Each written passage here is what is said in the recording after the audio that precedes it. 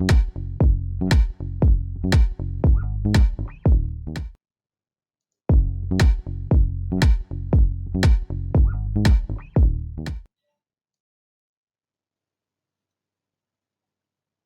children, today we are going to see our fourth chapter named Kalpataruhu. This is in the form of Gadyamsham, that is a passage.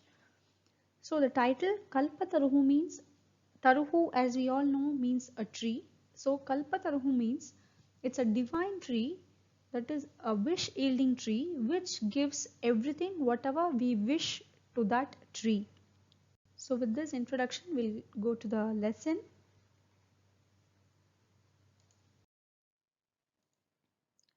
अस्ति हिमवान् नाम सर्वरत्नभूमिः नगेन्द्रः तस्य सानोः उपरि विभाति कञ्चनपुरं नाम नगरं तत्र जीमूतकेतुः इति श्रीमान् विद्याधरपतिः वसति स्म तस्य गृहोद्याने कुलक्रमागतः कल्पतरुः स्थितः स राजा जीमूतकेतुः तं कल्पतरुम् आराध्य तत्प्रसादाच्च बोधिसत्त्वांशसम्भवं जीमूतवाहनं नाम पुत्रं प्राप्नोत् सः जीमूतवाहनः महान् दानवीरः सर्वभूतानुकम्पी च अभवत् तस्य गुणैः प्रसन्नः स्वसचिवैश्च प्रेरितः राजा कालेन सम्प्राप्तयौवनं तं यौवराज्ये अभिषिक्तवान् कदाचित् हितैषिणः पितृमन्त्रिणः यौवराज्ये स्थितं तं जीमूतवाहनम् उक्तवन्तः युवराज यः अयं सर्वकामदः कल्पतरुः तव उद्याने तिष्ठति स तव सदा पूज्यः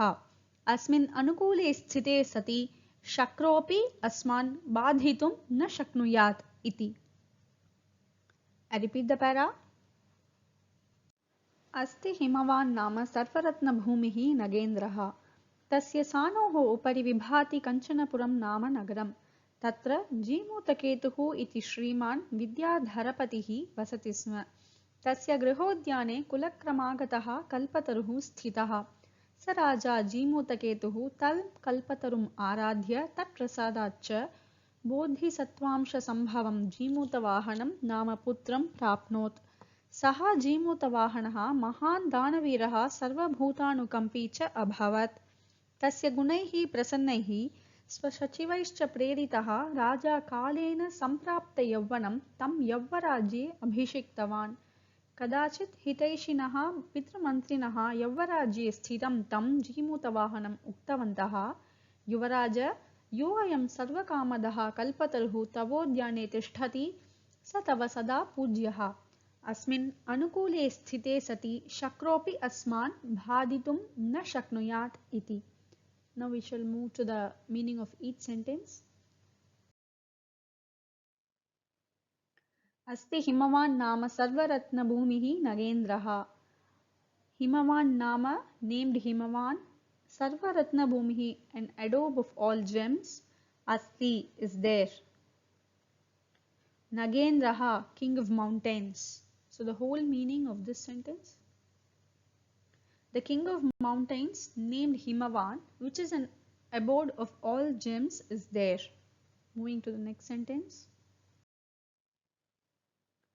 तस्य सानोः उपरि विभाति कञ्चनपुरं नाम नगरं तस्य सानोः its sides उपरि on विभाति shines Kanchanapuram nama named Kanchanapuram Nagaram a city. So the whole meaning of this sentence, on its sides shines a city named Kanchanapuram. Moving to the next sentence. तत्र जीमूतकेतुः इति श्रीमान् विद्याधरपतिः वसति स्म तत्र there जीमूतकेतुः इति named जीमूतकेतुः श्रीमान् विद्याधरपतिः a wealthy king of Vidyadharas vasati sma lived. Vidyadharas is a class of people. So the whole meaning of this sentence, there lived a wealthy king of Vidyadharas named Jeemutaketu. Moving to the next sentence. Tasya grihodhyane kulakramagatah kalpataruh sthitah. Tasya his grihodhyane in the house garden Kulakramakataha ancestral property, Kalpataruhu a kalpa tree that is a wish yielding tree, Sthitaha stood. So the whole meaning of this sentence. In his house garden stood the kalpa tree which was his ancestral property. Moving to the next sentence. स राजा जीमूतकेतुः तं कल्पतरुम् आराध्य तत्प्रसादाच्च बोधिसत्त्वांशसम्भवं जीमूतवाहनं नाम पुत्रं प्राप्नोत्. स राजा जीमूतकेतुः, that king Jeemutaketu, tam kalpatarum, that kalpa tree, that is that fish yielding tree, aradhya, worshipped, tat prasadacha, by its blessings, by its, that is, it's referred to the tree here. Bodhisattvaamsha sambhavam, born with the part of Bodhisattva. Jeemutavahanam, named Jeemutavahana, Nama named, Putram, son, Prapnot, attained. So the whole meaning of this sentence. King Jeemutaketu worshipped the Kalpa tree and by its blessings attained a son named Jeemutavahana who was a part of Bodhisattva. Moving to the next sentence.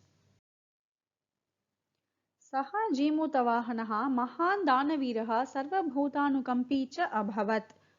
Saha Jeemutavahanah, that Jeemutavahana, Mahan Danavirah, great philanthropist, Sarva Bhutanukampi cha, compassionate towards all living beings, Abhavat was. So the whole meaning of this sentence, that Jeemutavahana was a great philanthropist and was compassionate towards all living beings. So moving to the next sentence.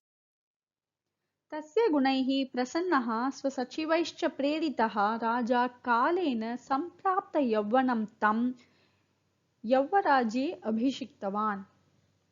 Tasya gunaihi, by his qualities, prasannaha, pleased, swasachivaischa, by his ministers, sachivaha means ministers, preritaha raja, induced king, kalena, in the proper time, samprapta yavvanam tam, he who attained his youthhood, that is here refers to the Jeemutavahana, yavvarajye, as a prince, abhishiktavan, crowned. So the whole meaning of this sentence, the king, pleased by the qualities of his son and induced by his ministers, crowned him who had attained his youth as the prince. Moving on to the next sentence.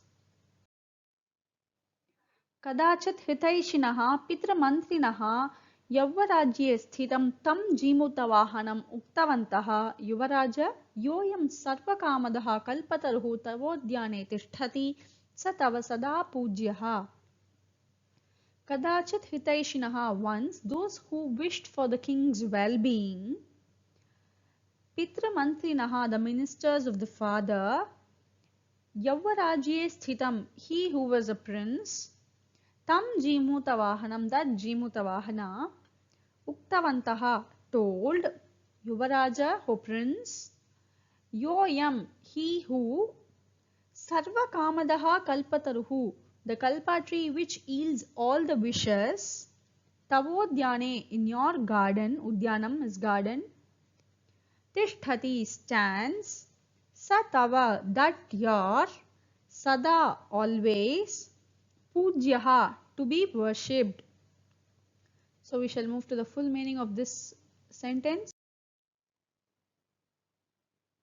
Once the ministers who were the well-wishers of the king told Jeemutavahana the prince thus, O prince, that kalpa tree which stands in your garden, yielding all the wishes, is to be worshipped by you always. Moving to the next sentence. Asmin anukule sthite sati shakropi asman badhitum na shaknuyat.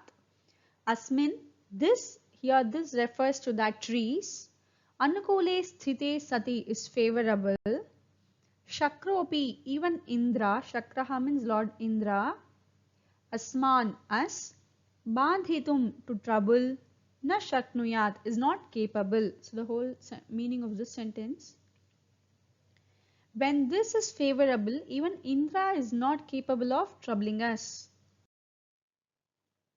So with this we have come to the end of first paragraph, starting from Aste Himavan till the end of Na Shaknuyat iti. So we shall see the whole meaning of this entire first para. The king of mountains, named Himavan, which is an abode of all gems, is there.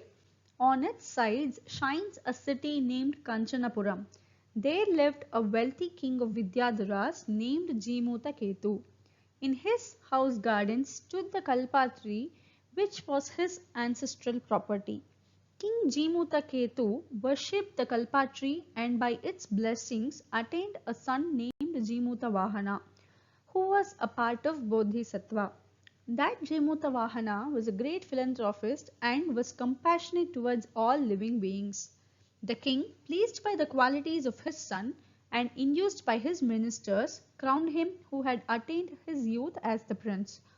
Once the ministers, who were the well-wishers of the king, told Jemutavahana the prince thus: O prince, that kalpa tree which stands in your garden yielding all the wishes is to be worshipped by you always. When this is favorable, even Indra is not capable of troubling us.